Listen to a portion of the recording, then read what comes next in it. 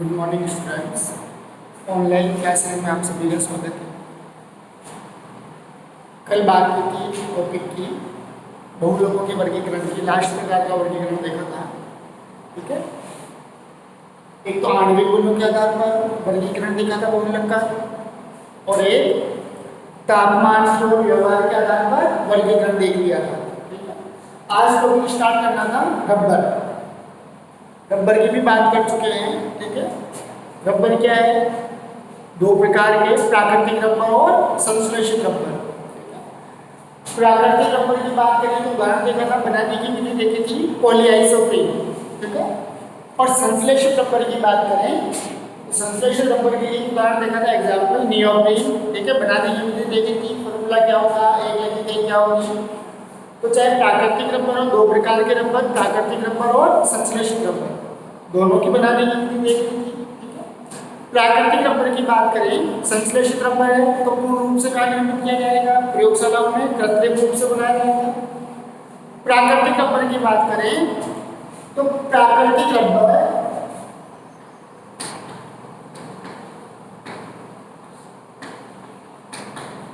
Rubber कितने प्रकार के? दो प्रकार के, प्राकृतिक और संश्लेषित रबर।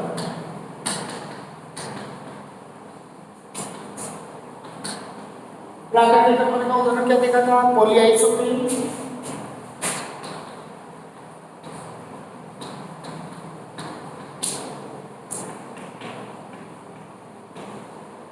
संश्लेषित रबर का उदाहरण क्या देखा था? नियोप्रीन।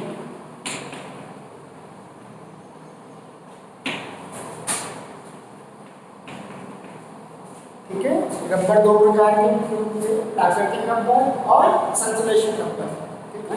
प्राकृतिक रबर का उदाहरण देख लिया था पॉलीआइसोप्रीन, और संश्लेषित रबर का उदाहरण देख लिया था नियोप्रीन। फिर बात करें प्राकृतिक रबर की, तो प्राकृतिक रबर को किससे प्राप्त करेंगे? रबर पादप से। जो भी रबर वृक्ष है रबर पादप से प्राप्त करते हैं। किसके रूप में? लेटेक्स के रूप में, ठीक है। प्राकृतिक रबर को रबर पादप से लेटेक्स के रूप में प्राप्त किया जाता है। किसके रूप में प्राप्त करेंगे? लेटेक्स।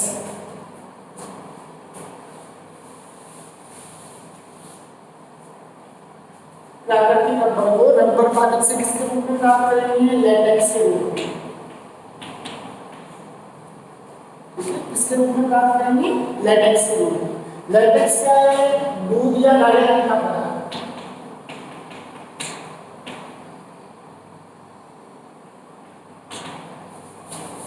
ठीक है। लेटेक्स क्या है? दूध या गाढ़े रंग का पदार्थ होता है, ठीक है, जिसको एसिटिक अम्ल के द्वारा CH3COOH, ठीक है।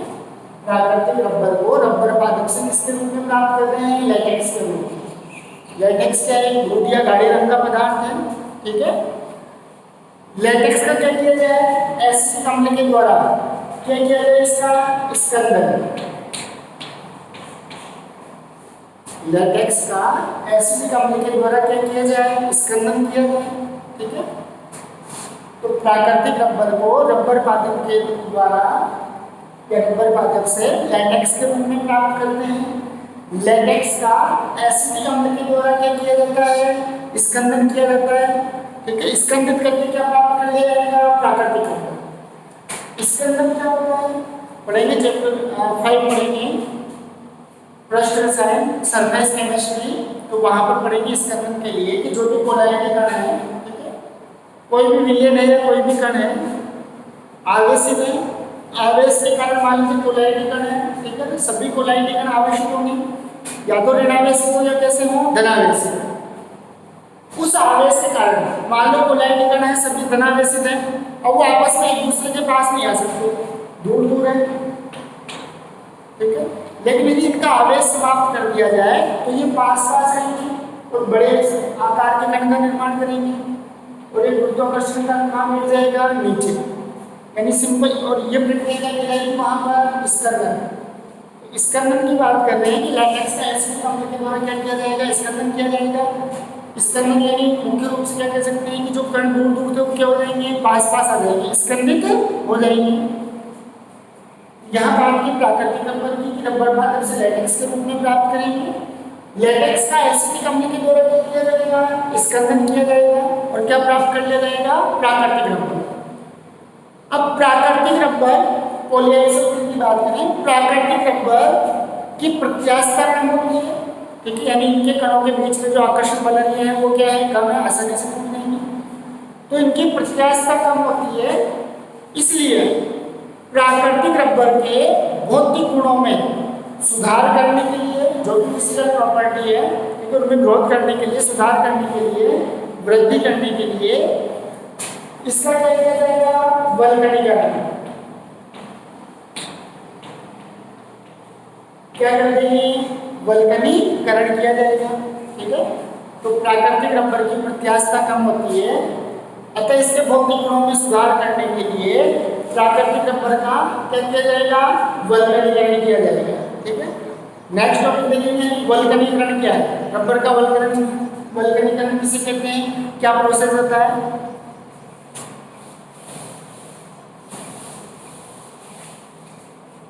रबर के वल्कनीकरण की बात करें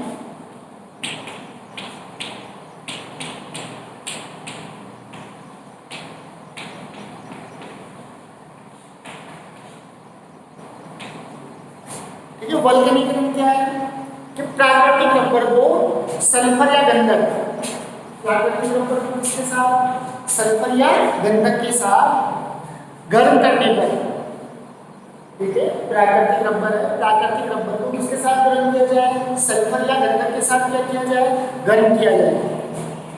तो प्राकृतिक रबर को सल्फर या गंधक के साथ गर्म करने पर पॉलीआइसोप्रीन, जो कि प्राकृतिक रबर है, पॉलीआइसोप्रीन की श्रृंखलाओं के बीच में किसका निर्माण होगा, सल्फर किसका निर्माण करेगा, तिर्यक बंध का, सल्फर तिर्यक बंध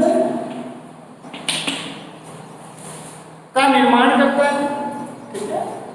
प्राकृतिक रबर को, पॉलीआइसोप्रीन को जब सल्फर या गंधक के साथ गर्म किया जाता है तो ये सल्फर पॉलीआइसोप्रीन की बहुलक श्रृंखलाओं के बीच में इसका निर्माण करेगा, तिर्यक बंध का निर्माण करता है, और ये प्रक्रिया क्या कहलाती है, रबर का वल्कनीकरण।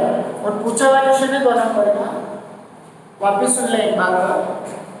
प्राकृतिक रबर को जब सल्फर या गंधक के साथ गर्म किया जाता है तो सल्फर पॉलीआइसोप्रीन की जो बहुलक श्रृंखलाएं हैं उनके बीच में किसका निर्माण करता है, तिर्यक बंध का निर्माण करता है, और ये प्रक्रिया क्या कहलाती है, रबर का वल्कनीकरण कहलाती है। कैसे होगा देखेंगे, पहले वापस देखें, पॉलीआइसोप्रीन बनाने की विधि देखी थी, एक क्या थी, 2-मेथिल ब्यूट 1,3-डाइमीन,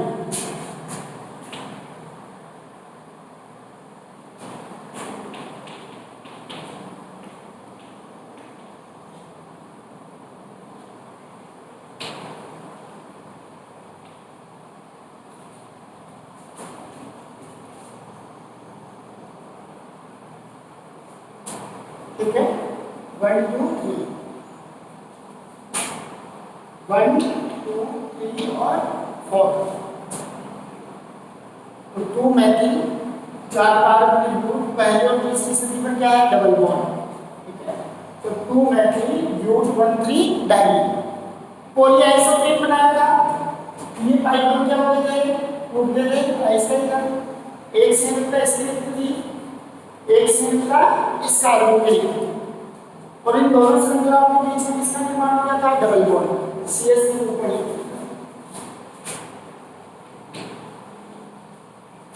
ये किसकी श्रृंखला है, पॉलीआइसोप्रीन की, ठीक है। मान लीजिए और जगह श्रृंखला है,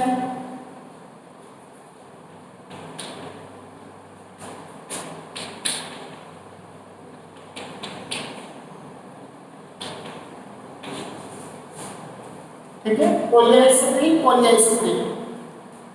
अब जब इस पॉलीआइसोप्रीन को, प्राकृतिक रबर को सल्फर के साथ गर्म कर रहे हैं, ठीक है, और चाहे यूनिट जोड़ सकते हैं आगे, मान लीजिए यहाँ पे हम अटैच करके CH2 CH3 double bond CH वही CH2 नेक्स्ट में जोड़ेंगे कैसे जोड़ेंगे CH3 डबल बॉन्ड CH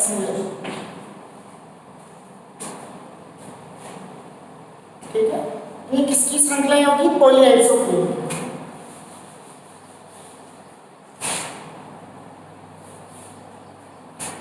जब पॉलीआइसोप्रीन की श्रृंखला है यानी पॉलीआइसोप्रीन को किसके साथ गर्म करना है? सल्फर के साथ। पॉलीआइसोप्रीन को जब सल्फर के साथ गर्म किया जाएगा ठीक है, तो सल्फर इन पॉलीआइसोप्रीन की बहुलक श्रृंखलाओं के बीच में किसका निर्माण कर देगा? तीर्यक बंध का। इसका निर्माण करेगा तीर्यक बंध का। इससे इसके भौतिक गुणों में वृद्धि होगी, प्रत्यास्थता क्या हो जाएगी? अधिक हो जाएगी। यहाँ से पाई बंध होते, यहाँ से भी पाई बंध होते। इस कार्बन की भी संयोजकता क्या है? रिक्त है। इस कार्बन की भी संयोजकता क्या है? रिक्त। उनके बीच में कौन बंध बना देगा? तीर्यक बंध सल्फर। यहाँ पर पाई बंध क्या हो जाए? टूट जाए। इन दोनों कार्बन की संयोजकता लिखते हैं, इन दोनों कार्बन की एक संयोजकता क्या लिखते हैं? इनके साथ में कौन तीर्यक बंध बना दे? सल्फर। ये प्रक्रिया कहलाती है रबर का वल्कनीकरण। कि जब पॉलीआइसोप्रीन को प्राकृतिक रबर को सल्फर के साथ गर्म करते हैं तो सल्फर इन बहुलक श्रृंखलाओं के बीच में किसका निर्माण कर देगा? तीर्यक बंध। यह प्रक्रिया कहलाएगी रबर का वल्कनीकरण। ठीक है। बाकी कितने प्रकार के प्राकृतिक संश्लेषण, प्राकृतिक उदाहरण देख लिया था, संश्लेषण का उदाहरण देख लिया था। ठीक है। फिर नेक्स्ट टॉपिक की बात करें, सहबहुलक के प्रकार।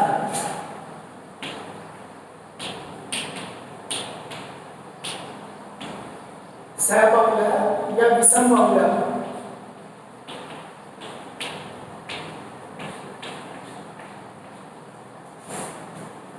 ठीक है। सहबहुलक या विषम बहुलक पढ़ा था। सहबहुलक, समबहुलक और सहबहुलक पढ़े थे, वही एग्जांपल्स देखे थे, प्रकार नहीं देखे थे। ठीक है। तो सहबहुलक बनने की प्रक्रिया क्या कहलाती है? सहबहुलकीकरण।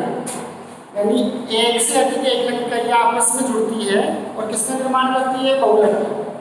तो बहुलक तो कौन सा होगा? सहबहुलक। और ये प्रक्रिया क्या कहलाएगी? सहबहुलकीकरण। तो सहबहुलकीकरण निम्न प्रकार से है। सहबहुलकों में एकलक इकाइयां क्या होगी? भिन्न भिन्न, अलग अलग प्रकार की होगी। समबहुलक में तो कैसी थी? केवल एक प्रकार की। और सहबहुलक में कैसी होगी? भिन्न भिन्न। तो सहबहुलकों में एकलक इकाइयां भिन्न भिन्न प्रकार की होती है। अतः एकलक इकाइयों के विन्यास के आधार पर, जो बहुलक में एकलक इकाई है उसका विन्यास क्या है, वो किस प्रकार जुड़ी हुई है, तो एकलक इकाइयों के विन्यास के आधार पर सहबहुलक को कितने पार्ट में डिवाइड कर दिया? 4 पार्ट। ठीक है। कितने भागों में विभाजित कर दिया? 4 भाग। सहबहुलक में एकलक इकाइयां कैसी होगी? भिन्न भिन्न होगी। तो उन इकाइयों के जोड़ने का क्रम क्या है, उनका विन्यास क्या है, इस आधार पर सहबहुलक कितने प्रकार के? 4 प्रकार के। पहली बात करें फर्स्ट बहुलक, क्रम रहित बहुलक। सहबहुलक क्रम रहित सहबहुलक।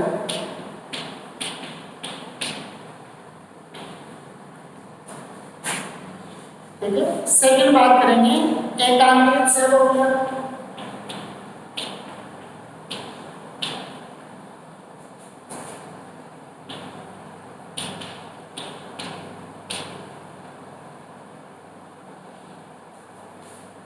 एकांतरित सहबहुलक। फिर नेक्स्ट बात करेंगे थर्ड खंड सहबहुलक।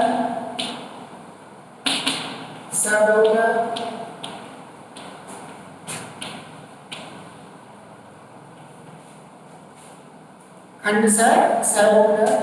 और एक बात करेंगे लास्ट में कलम सहबहुलक।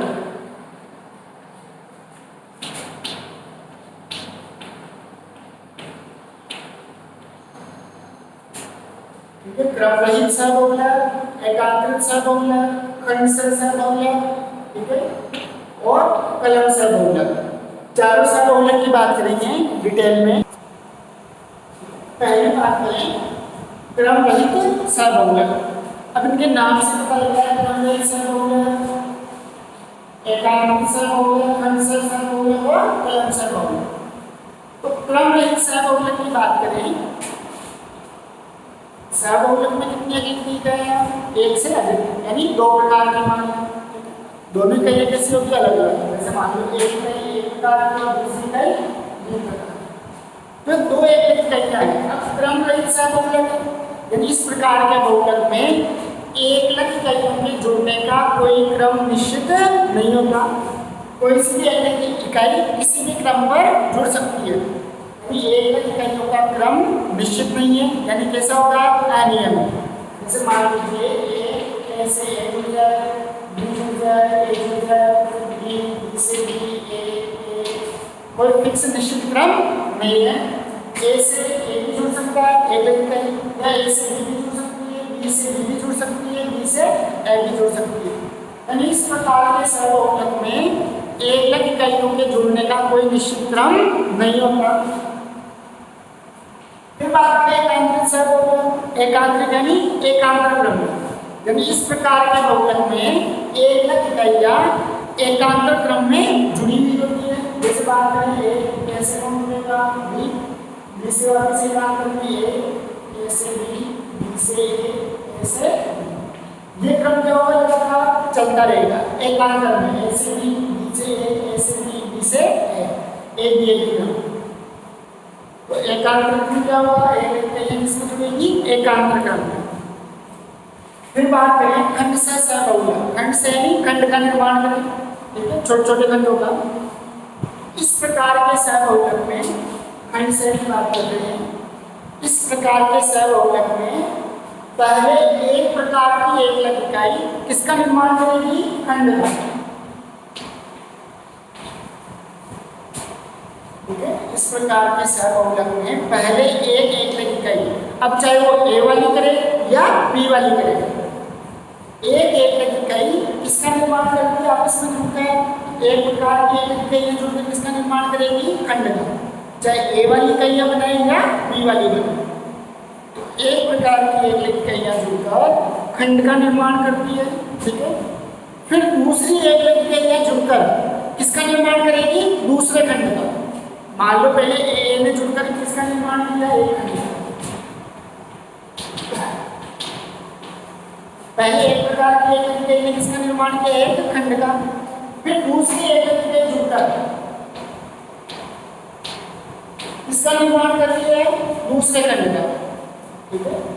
तो क्रम रहित में एक लग इकाइयों के जुड़ने का कोई निश्चित क्रम नहीं है। एकांतर की बात की थी, एकांतर सहबहुलक में एक लग इकाइयां किसमें जुड़ेगी? एकांतर क्रम में। खंड से भी बात करें तो इसमें पहले एक प्रकार की एक लग इकाई, जैसे मान लो एक थी, पहले एक लग इकाई ने किसका निर्माण किया? खंड का, ठीक है। फिर दूसरी एक लग इकाई इससे जुड़कर किसका निर्माण करेगी? खंड का। ये एक इकाई का एक खंड और ये दूसरी एक इकाई का दूसरा खंड, ये बहुलक क्या कहलाएगी? खंड से सहबहुलक। फिर बात करें कलन सहबहुलक की, ठीक है। तो कलन सहबहुलक के लिए क्या कह सकते हैं? कलन सहबहुलक के लिए क्या कह सकते हैं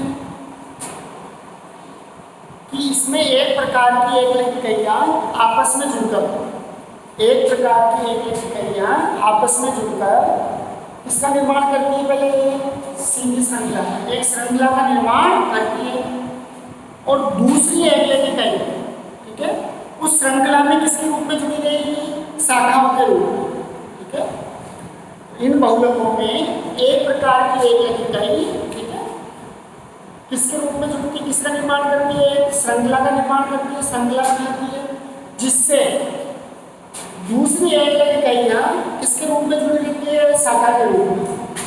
मान लो बी एक लग इकाई है, इसने पहले किसका निर्माण किया है? सीधी श्रृंखला।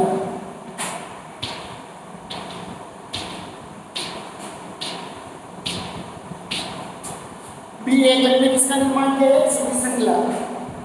अब ए एक लग इसमें किसके रूप में जुड़ा रहेगा? शाखा के रूप में।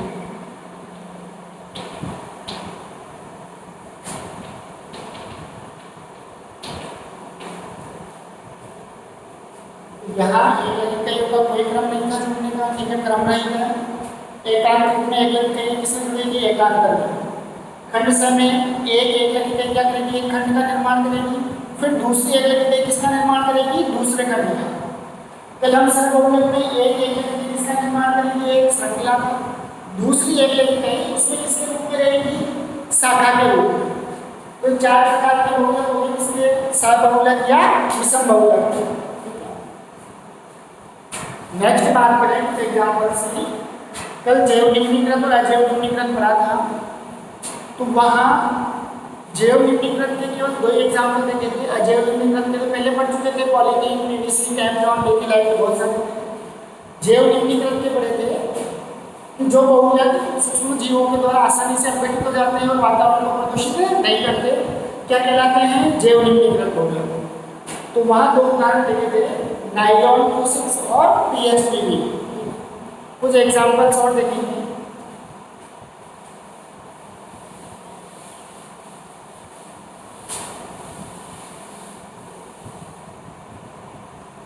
बात करें एग्जाम्पल्स की, जैसे पॉलीलैक्टिक अम्ल, ठीक है, PLA।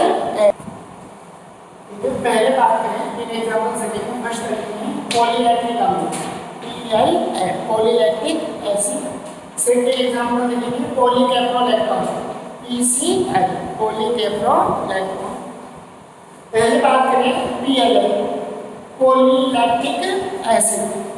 यह एक ताप सुघट्य है, एलिफेटिक पॉलीएस्टर है। पॉलीएस्टर बताया था बहुलक है, पॉलीएस्टर में एस्टर क्रियात्मक समूह कौन सा उपस्थित होगा, एस्टर। तो पॉलीएस्टर है कौन सा, ताप सुघट्य। इसे लैक्टिक अम्ल या लैक्टाइड के बहुलीकरण के द्वारा बनाया जाता है। इसके बहुलीकरण के द्वारा, लैक्टाइड के बहुलीकरण के द्वारा हम इसके लैक्टाइड की बात करें। इसके उपयोग की, तो इस बहुलक का उपयोग चिकित्सा के क्षेत्र में टाँका लगाने, ठीक है, चिकित्सा के क्षेत्र में जहाँ पर विकट वगैरह लगता है, टाँका लगाने और डायलिसिस के प्रोसेस में, डायलिसिस आदि में काम में लिया जाता है। बनाने की बात करें, lactide OCO CH CH3 OCO CH CH3। तो मान लीजिए यहाँ से श्रृंखला को तोड़ा था, ठीक है, एक श्रृंखला किसकी लिखता है, ऑक्सीजन की, ठीक है, एक श्रृंखला किसकी लिखी हो जाएगी, ऑक्सीजन की, और एक श्रृंखला किसकी लिखी हो जाएगी, कार्बन की, CO। तो बात करें एक श्रृंखला किसकी लिखता है, ऑक्सीजन की O, एक श्रृंखला किसकी लिखता है, ऑक्सीजन की O, CH CH3, CH CH3, फिर आपकी CO CO O CH CH3 और CO। अब यहाँ पूरे ये होल नहीं लगाते, केवल यहाँ होल लगाया, क्यों, O CH CH3 CO, वापस वही श्रृंखला क्या हो रही है, रिपीट हो रही है, O CH CH3 CO। क्या कर दिया, केवल यहाँ होल लगा दिया। ये तो किसकी बात कर रहे थे, लैक्टाइड का। लैक्टाइड के बहुलीकरण के द्वारा किसका निर्माण करेंगे, पॉलीलैक्टिक एसिड। फिर बात करें पॉलीकैप्रोलैक्टोन, तो यह कम गलनांक युक्त क्या है, पॉलीएस्टर है। कोई CH समूह उपस्थित होगा, एस्टर का सूत्र था सामान्य सूत्र RCOO। तो ये क्या है, एक प्रकार का कम गलनांक युक्त क्या है, पॉलीएस्टर है। PCl का मुख्य उपयोग, पॉलीकैप्रोलैक्टोन का मुख्य उपयोग नियंत्रित ड्रग रिलीज में, ठीक है, ड्रग रिलीज उसको कंट्रोल करने के लिए।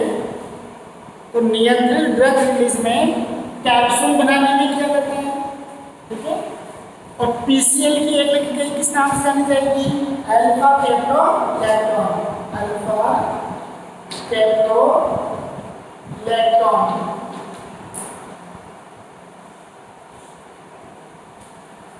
ठीक है। PCl की एक इकाई अल्फा कैप्रोलैक्टोन होती है। इसके बहुलीकरण के द्वारा, अल्फा कैप्रोलैक्टोन के बहुलीकरण के द्वारा किसका निर्माण करेंगे, PCl का, पॉलीकैप्रोलैक्टोन का निर्माण किया जाता है। देखिए समझना, कितने कार्बन मिलेंगे, 5 कार्बन, 1 2 3 4 5 और 6 कार्बन बनेंगे। 5 तक इसके रूप में है CH2, ठीक है। एक कार्बन किससे है, ऑक्सीजन से, CO समूह के रूप में। तो मान लीजिए इसमें भी यहाँ से बंद को तोड़ा जाए, तो O 1 2 3 4 5 5 कौन सा समूह है? CH2 समूह, 5 कार्बन, ठीक है। उसके बाद कौन सा समूह आएगा? CO, ठीक है। O CH2 का होल 5 O, ठीक है। ये तो क्या है? ऑक्सीजन। ये क्या है? ये दो इसको निरूपित कर रहे हैं कार्बन। कितने कार्बन है? 5। तो O CH2 का होल 5 CO, इसका फॉर्मूला बन गया PCl का। फिर लास्ट बात करेंगे आज की क्लास में एक और एग्जाम्पल, पॉलीग्लाइकोलिक अम्ल या पॉलीग्लाइकोल।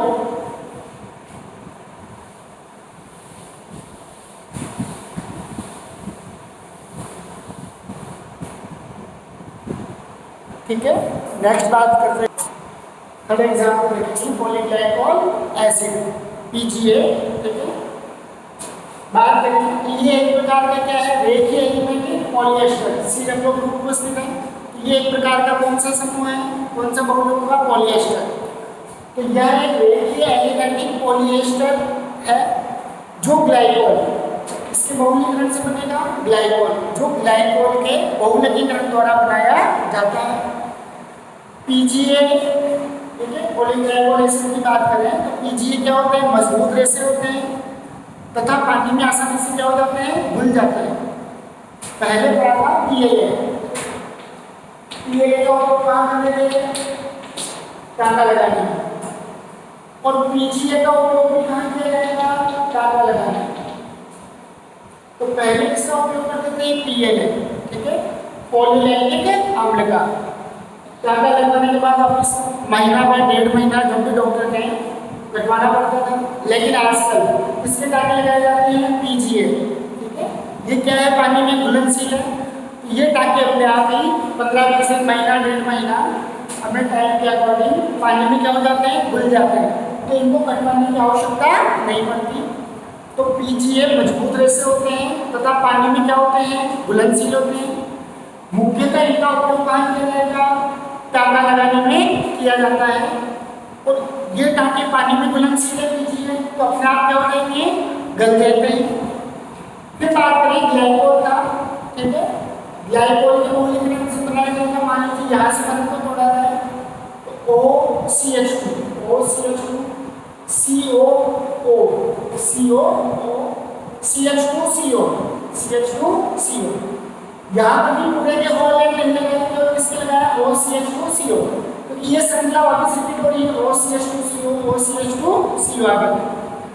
तो 3 बहुलकों की बात की, PLA, PCl और PGA। PLA, PCl और PGA।